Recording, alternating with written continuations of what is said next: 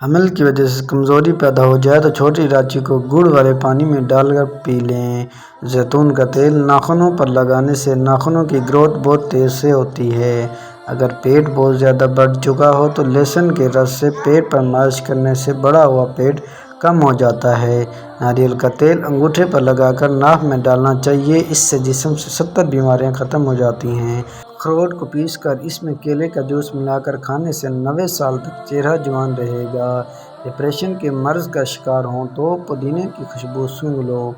نیم کے پتے پانی میں ابال کر پخانے والی جگہ کو دھونے سے بواسیر ختم ہو جاتی ہے۔